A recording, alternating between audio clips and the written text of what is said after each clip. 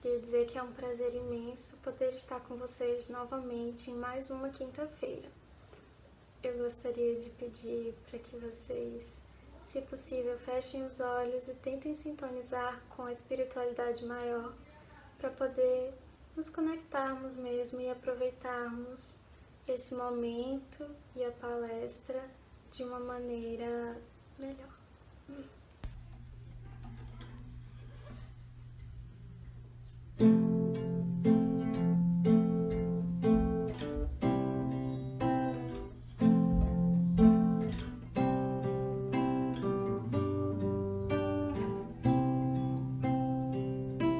Quando estou mal e imersa em preocupações, quando os problemas vêm, meu coração pesar, eu permaneço só em meu silêncio, até que venhas sentar-se junto a mim. Me estende a mão e me ergue as montanhas. Em teu amor sei que posso confiar. Me fortaleço quando em teus braços a tua luz procuro me elevar.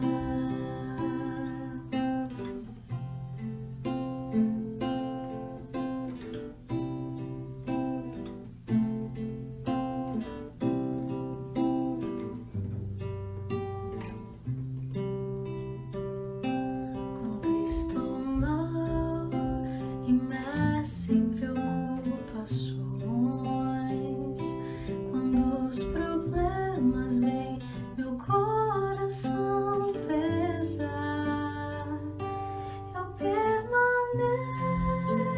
só em meu silêncio, até que venhas sentar-se junto a mim. Me estende a mão e me ergue as montanhas. Em teu amor sei que posso confiar. Me fortaleço quando em teus braços a tua luz procuro me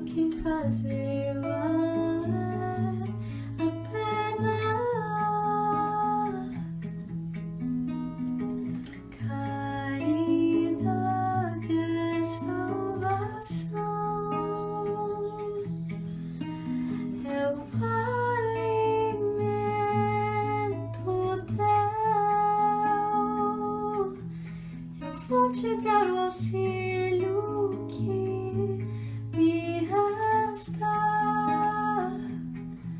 eu vou te dar.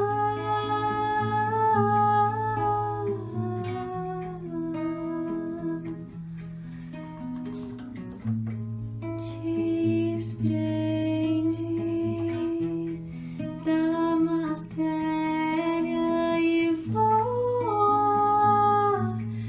voa,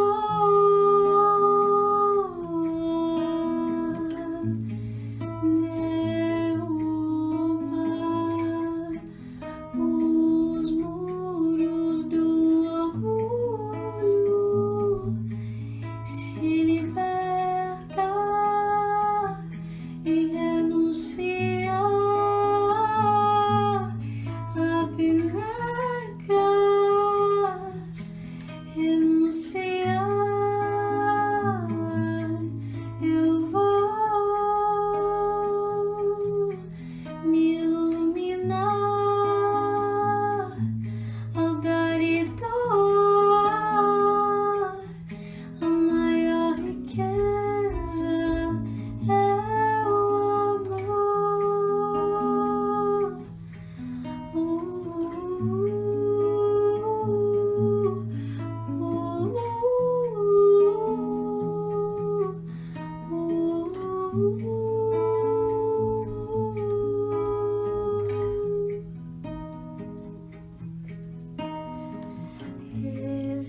Exercita a paciência e a resignação,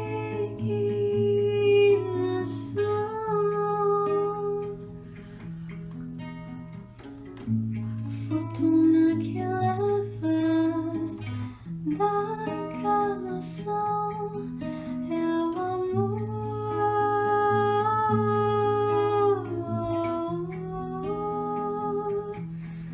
Renuncia, renuncia, renunciando,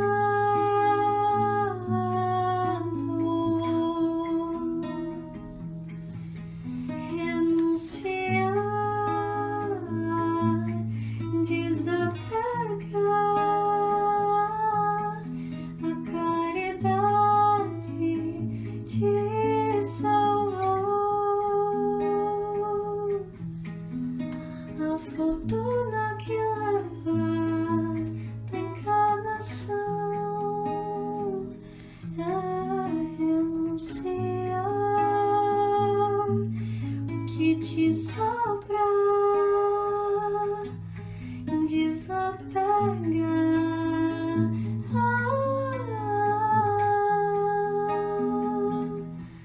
Vou desapegar da pele do que me veste, porque daqui só se leva o amor,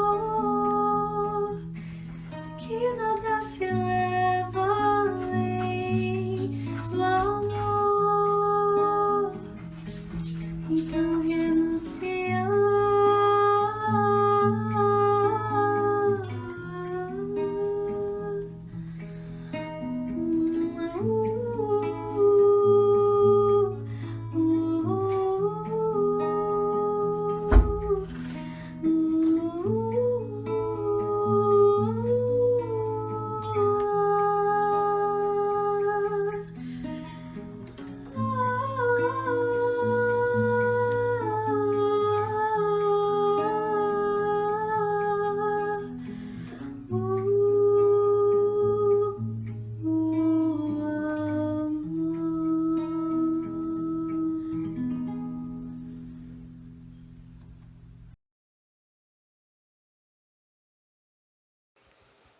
Boa noite a todos, queridos amigos, amigas, irmãos em Cristo. Que o Senhor nos abençoe, nos envolva na sua proteção, no seu amor, na sua luz.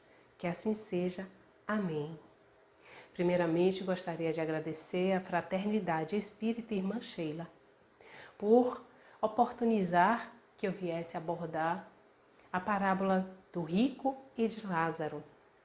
Parábola essa que nós encontramos no livro de Caibar Schutel.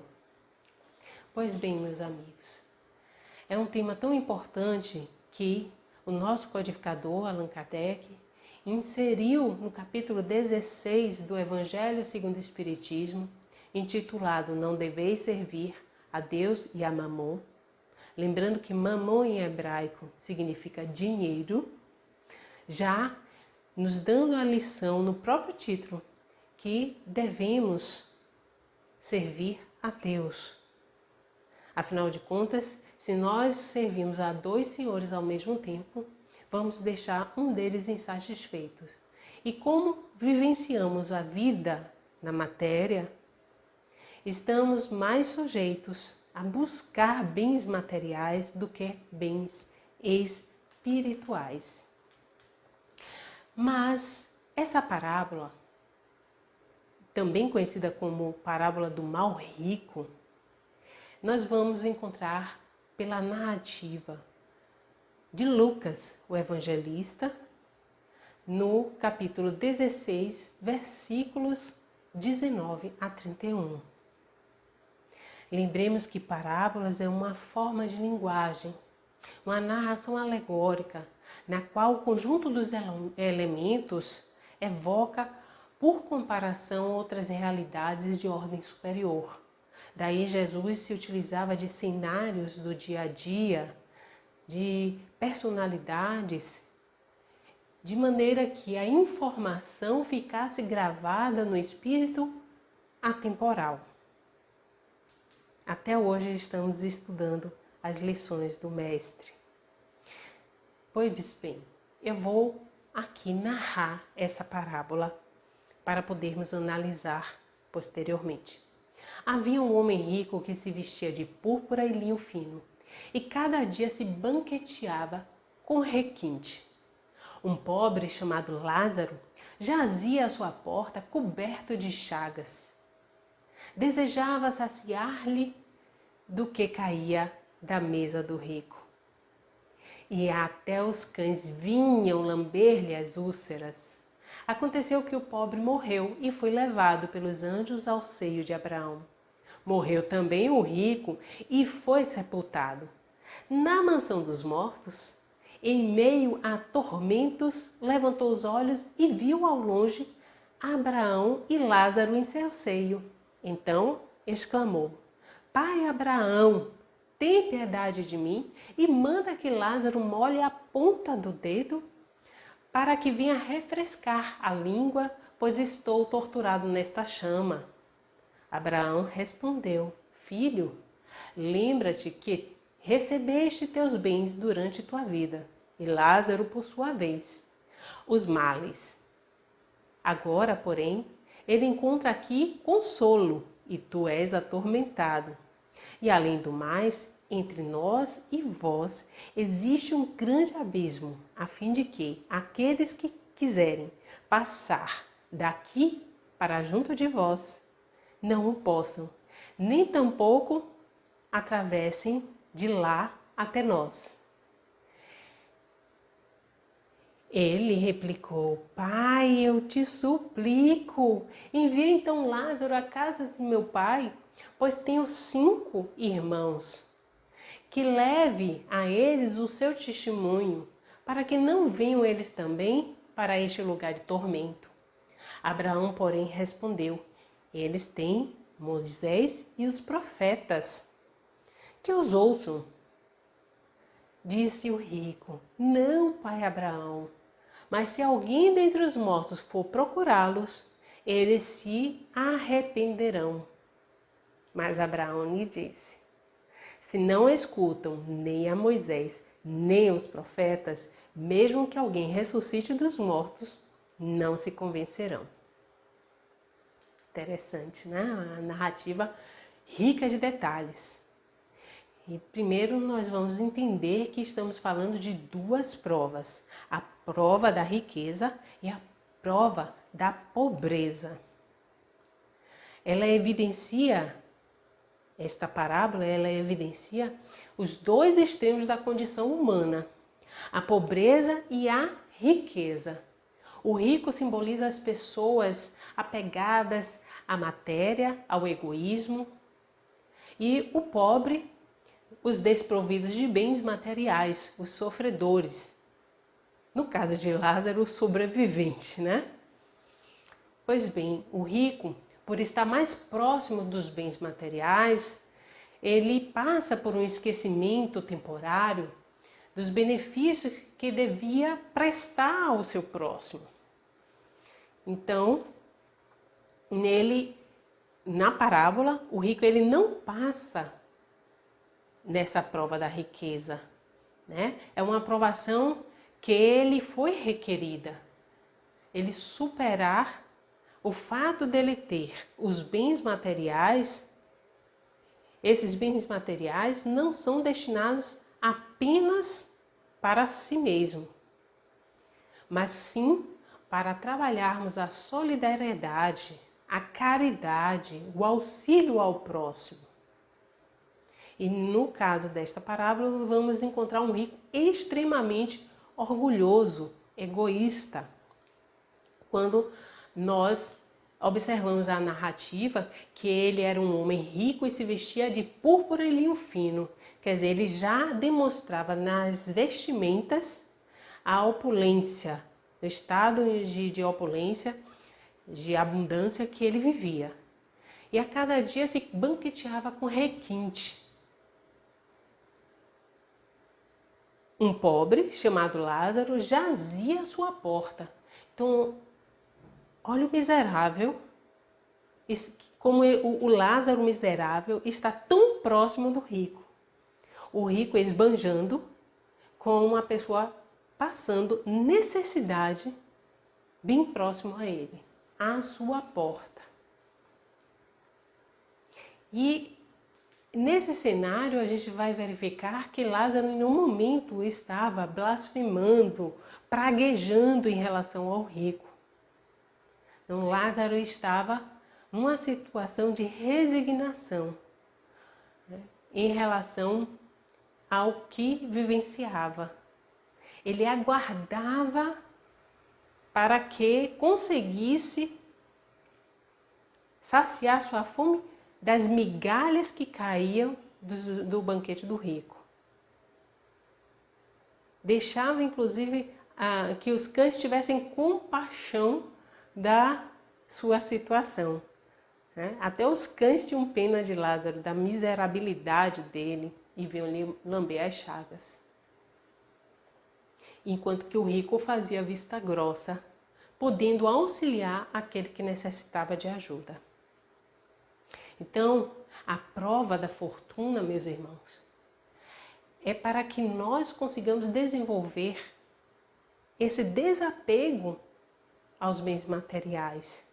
Isso não quer dizer que ser rico é errado. Não. Nós devemos buscar o nosso bem-estar, lembrando que, para o espírito e nossas condições de vida aqui na Terra, nos basta o necessário. Além disso, que é o supérfluo,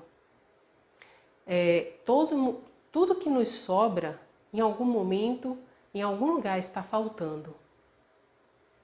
Então, quando nós vivemos na opulência, diante de tanta miséria ao nosso redor, nós temos que dar a nossa parte, o nosso contributo à criação divina. É por isso que Deus permite que reencarnemos com a prova da fortuna, para que nós sejamos solidários, até muitas vezes altruístas.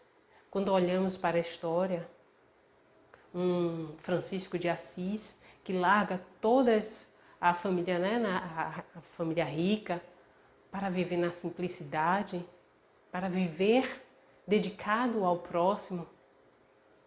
Vamos verificar famílias tradicionais em que sempre um espírito se destaca, se afastando dos bens materiais, para auxiliar o próximo. Já a prova da miséria. Por que nosso Pai querido, Criador, Deus, permite que uns reencarnem para ter a prova da riqueza, enquanto que outros reencarnam para passar pela prova da miséria? Porque são objetivos de desenvolvimento de virtudes diferentes. Como que eu vou ser humilde ou resignado se eu estiver na abundância? É só diante da dificuldade, da escassez, é que eu vou conseguir dar o máximo de valor ao que eu conquisto, às pessoas que estão ao meu redor. É diante do sofrimento que nós passamos que podemos ser resignados, aceitar a nossa condição, não uma aceitação apenas pacífica, tranquila, mas na condição que busquemos melhorar. Para alguns espíritos, basta a prova. Outros vão buscar desenvolver-se de formas diferentes, porque somos seres individuais. Cada um vai se desenvolver com a mesma prova de formas diferentes.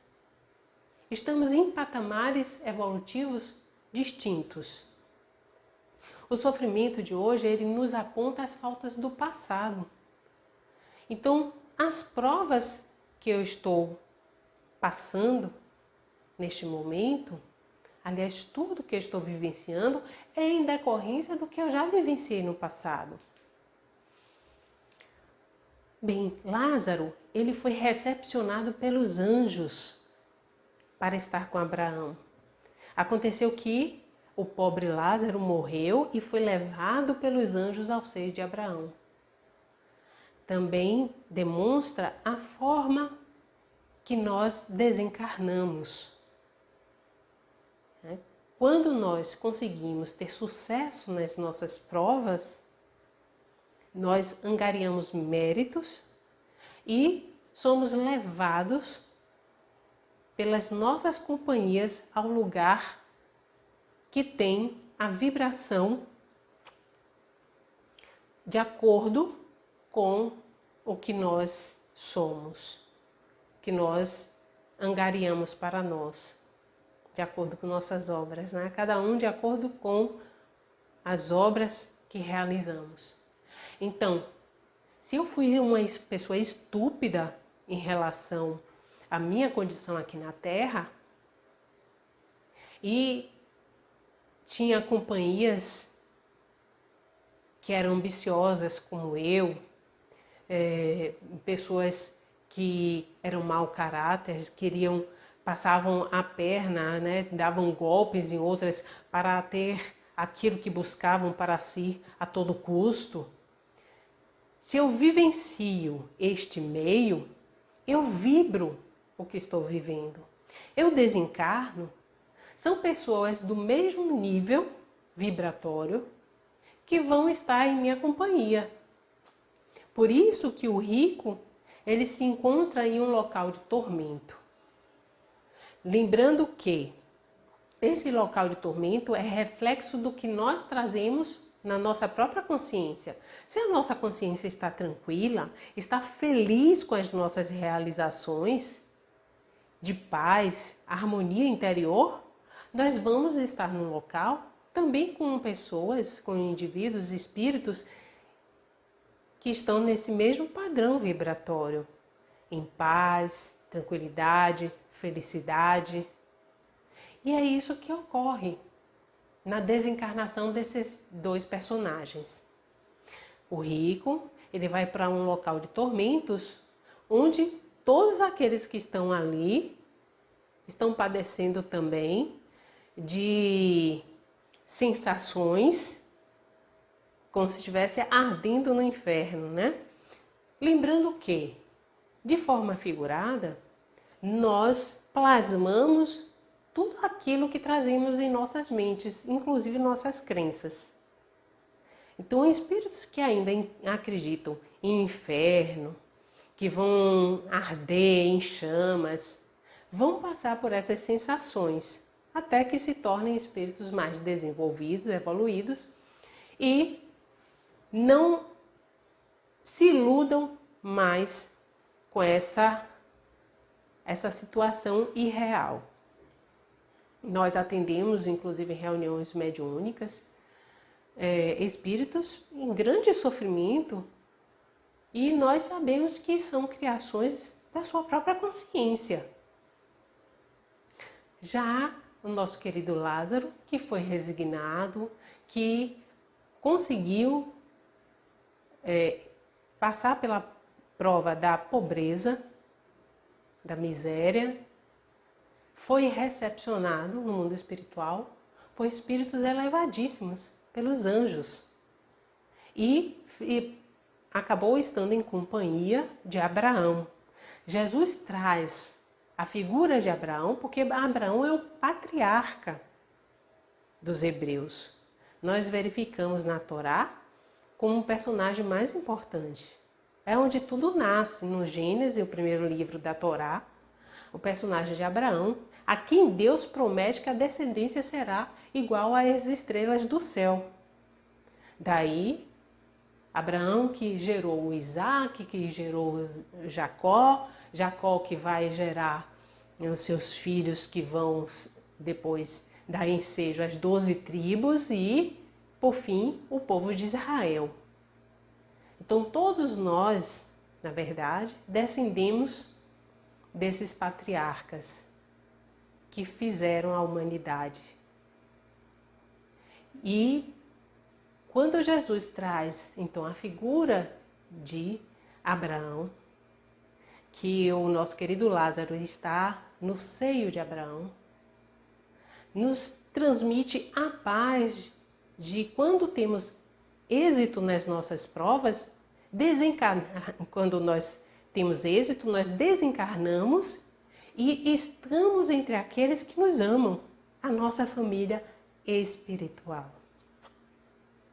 Interessante que, ao citar que eles estão na mansão dos mortos, né, alguns podem até fazer uma conexão com o credo da Igreja Católica, né, desceu a mansão dos mortos, porque na Torá essa expressão era muito comum. Eles acreditavam que quando o indivíduo morria, ele era sepultado, o seu corpo, mas a alma desse indivíduo ia para a mansão dos mortos. Lá na mansão dos mortos, nós vamos ter determinados ambientes. Vamos tentar visualizar que teremos um salão no térreo, onde estão todos ali com muito calor, porque é muito povoado, né? Com muita gente, todo mundo suando, todo mundo agoniado, se esfregando um no outro, né? Sem ar-condicionado, sem ventilador. E um mezanino, você olha, tá lá um mezanino de vidro, com ar-condicionado, todo mundo bem apessoado. Então, essa mansão dos mortos era um lugar mais ou menos assim, em que a parte de baixo nós tínhamos aqueles que estavam ardendo em chamas, aqueles que não tinham tido sucesso nas suas provas. E a parte de cima, nós tínhamos no mezanino os anjos do Senhor junto com Abraão e aqueles que desencarnavam e tinham seus méritos reconhecidos. Por isso que Abraão diz para o rico que entre eles, onde eles estão, Lázaro, Abraão, os anjos, entre eles e o rico, há um grande abismo. Esse é um abismo espiritual. Quando nós temos as nossas companhias reencarnatórias, né? Muitas vezes nós reencarnamos com espíritos conhecidos, mas em algum momento um evolui mais que o outro. Eu faço menção até ao romance Há 2000 anos, em que Lívia e Públio Lentulus né? O espírito Emmanuel, nesta época reencarnado como Públio Lentulus, eles eram casados, mas Lívia era um espírito que já tinha muito mais bagagem evolutiva do que Públio Lentulus. E também as provas que passa aquela época, ela consegue ter sucesso, ter êxito, porque escolhe as riquezas espirituais. Enquanto que o orgulhoso Públio Lentulus, ele não reconhece nem a presença de Jesus em sua vida. Tem dificuldade até em aceitar o encontro que ele teve com Jesus. Então isso faz com que Lívia continue a sua evolução espiritual, dando um grande salto evolutivo, e o espírito Emmanuel já não. Reencarna 50 anos depois como escravo Nestório, para padecer ainda de grandes infortúnios. Então, eram espíritos que vinham reencarnando, evoluindo já juntos há muito tempo. Que muitas vezes as pessoas dizem, né? São espíritos afins, que têm uma grande afinidade. Então, esse abismo que Abraão traz é um abismo espiritual, um abismo que representa a evolução do espírito. Os espíritos que estão na base, imperfeitos, com todas as suas dificuldades, não vão conseguir estar num patamar mais elevado, onde estão concentrados os espíritos superiores mais evoluídos. Por quê? O que é que ocorre? Há uma vibração, um campo vibratório completamente diferente.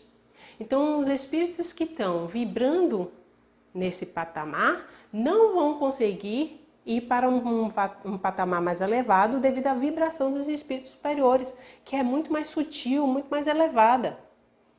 Assim como os espíritos superiores terão que entrar em sofrimento para vivenciar vibrações mais baixas. Sabemos que os espíritos superiores socorrem muitos que estão em vibrações baixas, mas eles vão em missão. Há essa diferenciação vibratória. Ainda na parábola, o rico se desespera. Bem, já que Lázaro não pode vir aqui, né, pede para que ele vá avisar meus irmãos, para que meus irmãos não passem por essa mesma problemática de estar sofrendo depois o que eu estou sofrendo. Ora, aí Abraão, mas eles já têm Moisés e os profetas. Eles já sabem a lei, já sabem a letra. Basta que vivencie a cartilha do Mestre. E assim também somos nós espíritas. Nós não só temos Moisés, os profetas, e temos Jesus, ou seja, temos o Antigo Testamento e o Novo Testamento. E, no entanto, estamos padecendo até hoje, quebrando a cabeça, muitas vezes dificultando a nossa ascensão em provas até mais simples. Sucumbindo, por quê? Nós não vivenciamos a palavra do Mestre, o exemplo do Mestre. Jesus é o nosso guia e modelo, mas basta nós termos um guia e modelo? Não, não basta. Nós temos um modelo para copiarmos e temos um guia para seguirmos. E, no entanto, nós conhecemos os ensinos de Jesus, mas nós não aplicamos na prática. Esse é o momento em que muitas famílias estão experimentando honrar pai e mãe, amar o próximo como a si mesmo. No ambiente familiar, desenvolver essas virtudes evangélicas que o Mestre tão sabiamente nos trouxe em várias situações. Então, Abraão, quando fala que eles têm os irmãos do rico têm os profetas, tem Moisés, ele ainda faz uma observação. Mesmo que um morto ressuscite, que é Lázaro, né? Que iria falar com os irmãos do rico. Mesmo que um morto ressuscite, eles não o ouvirão. E eu lembro que no Espiritismo é assim. Nós muitas vezes buscamos o fenômeno para crermos. Queremos materializações de espíritos, esperamos psicografias, mensagens personalizadas para cada um de nós. Queremos falar com espíritos, né? Ou seja, com desencarnados, porque não temos o costume de lembrar que nós mesmos encarnados somos espíritos. Então, se você quer conversar com o espírito, converse com sua família aí, com seu filho, sua filha, seu irmão, seu pai. Tem essa oportunidade, mas são muitos aqueles que não têm a oportunidade de conversar, né? Que dispensam esse contato espiritual enquanto encarnados e padecem depois de grandes sofrimentos por não poder mais falar tudo o que podiam e gostariam de falar àqueles que estavam tão próximos de si, mas porque desencarnaram. E não se tratam de pessoas que têm a mediunidade ostensiva. E aí se queixam. Nossa, como eu deveria ter conversado mais com meu filho. Eu não sabia, porque a gente nunca espera morrer. Nem espera perder alguém próximo. A morte, ela não tem data marcada para ninguém. Ela pode vir a qualquer momento. E nós deixamos passar essa oportunidade de sermos melhores àqueles que estão mais próximos de nós.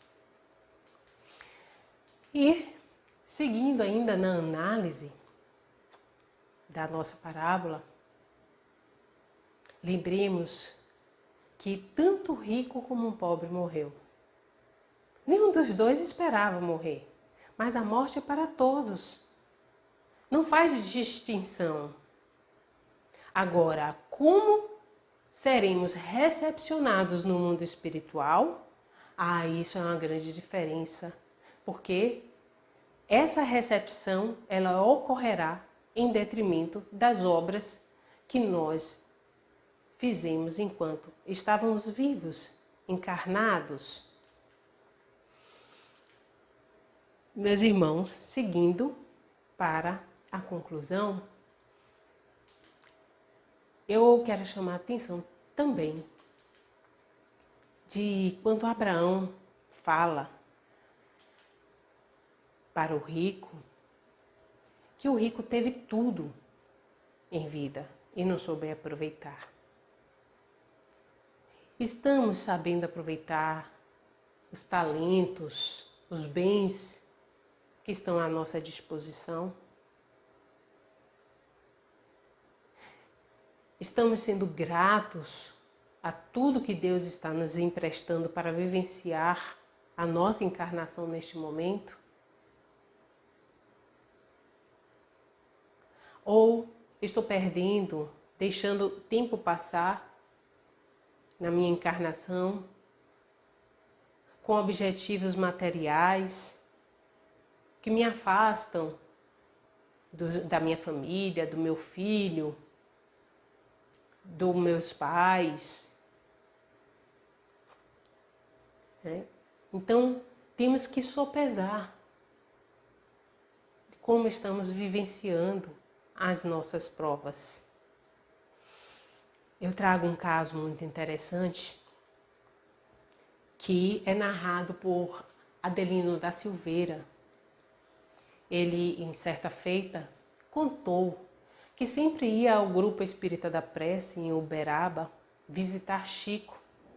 Chegava lá no centro, apinhado de gente, aquele local pequenininho, muitas pessoas queriam falar com Chico e participavam das atividades mediúnicas. Chegava até madrugada afora.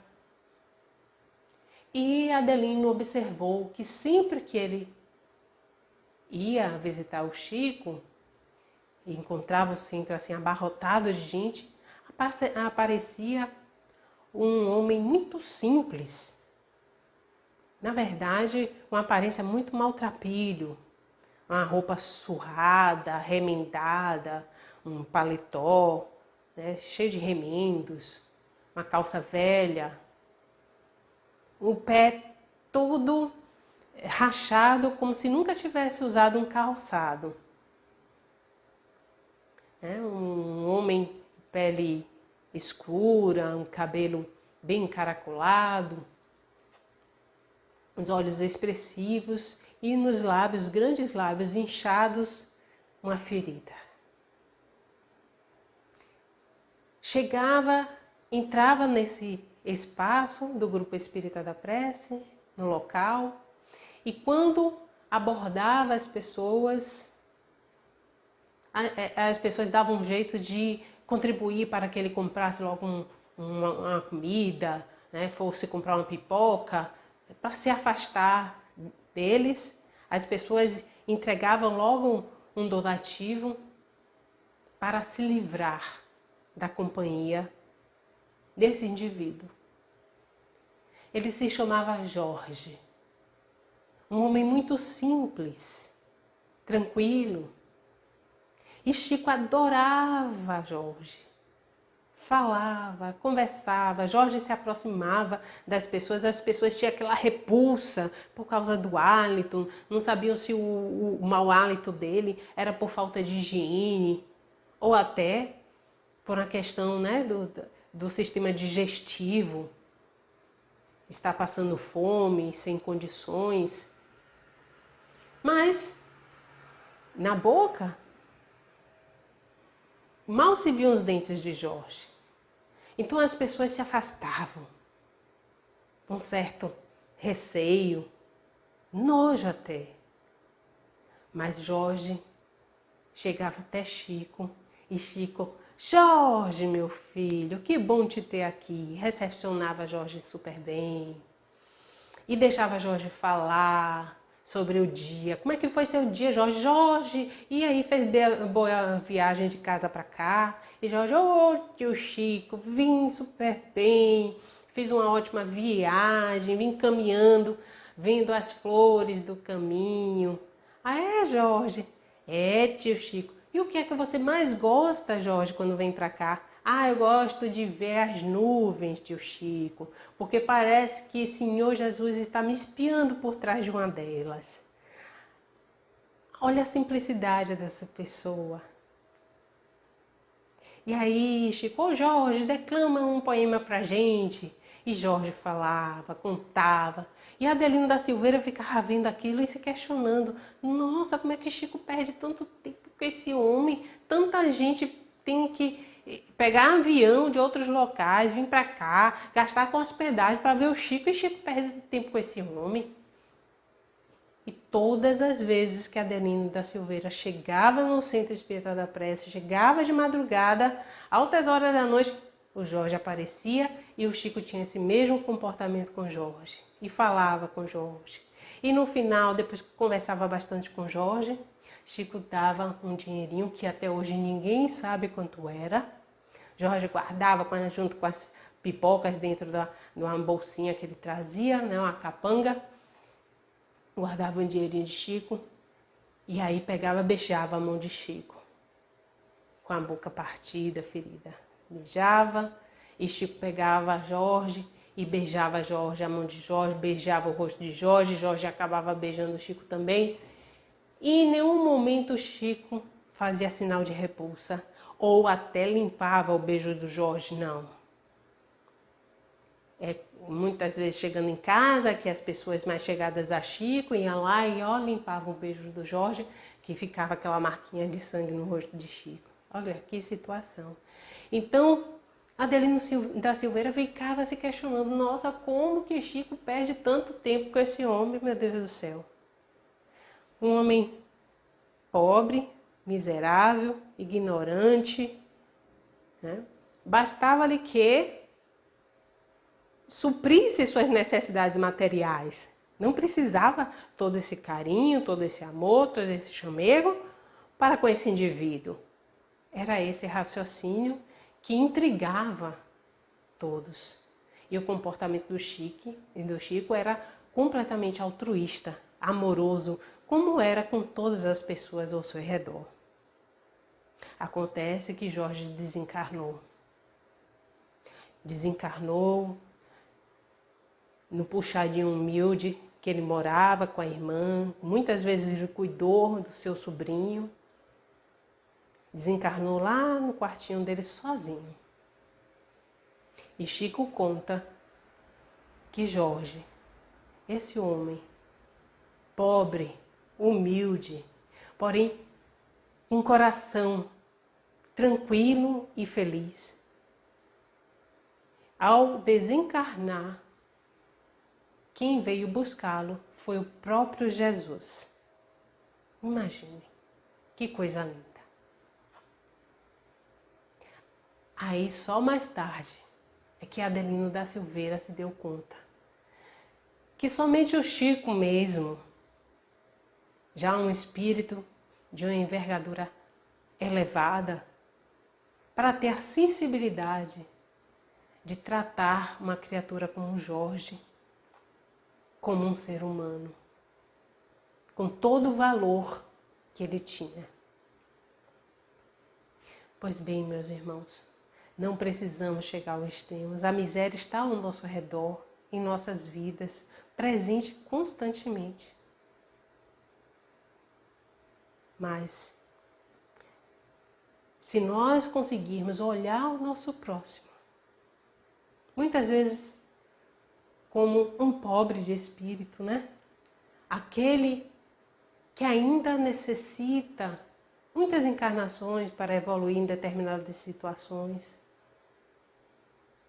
Naquele momento de aborrecimento que o dia a dia, a convivência pode nos trazer para com aqueles que estão conosco na nossa jornada, olhemos para esses irmãos e consigamos enxergar em cada um deles a presença de Jesus. Essa foi uma das maiores lições que eu aprendi com a nossa querida irmã Dulce.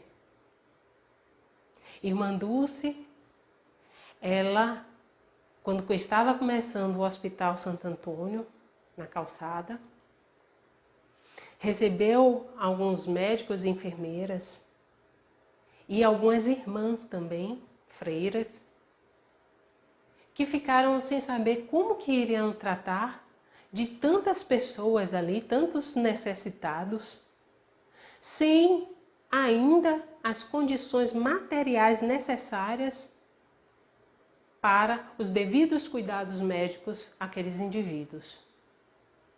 E irmã Dulce simplesmente disse para cada um deles: todas as vezes que for atender um desses doentes, olhe para ele e pense que você está atendendo Jesus.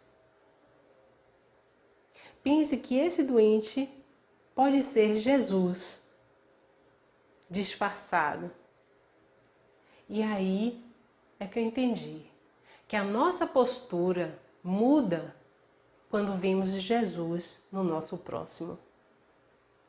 Nós buscamos o melhor que há em nós para dar àquele que sempre nos amou, que sempre cuida de todos nós. Aquele que é a luz, a verdade, a vida, o caminho. Então, vivamos nessa harmonia, nessa tranquilidade, na certeza de dias melhores, porque fé é isso. É acreditarmos que tudo que temos esperança já está se realizando. É trazer para o nosso campo vibratório as energias de otimismo, as energias da bondade, de fazer o bem. independentemente de quem esteja à nossa volta. Buscarmos dentro da nossa essência o que de melhor podemos ser para o próximo. Lembrando que Jesus, quando esteve entre nós já tínhamos Moisés e os profetas e sabíamos que amar a Deus acima de todas as coisas e ao próximo como a si mesmo eram os maiores mandamentos da lei mosaica. Mas Jesus fala para os seus discípulos: amai-vos uns aos outros como eu vos amei. Fazendo com que nós despertemos não só para o amor ao próximo, mas a qualidade desse amor. Como nós devemos amar o nosso próximo? Nos espelhando em Jesus, amando aqueles ao nosso redor como o Mestre nos amou, como o Mestre agiria.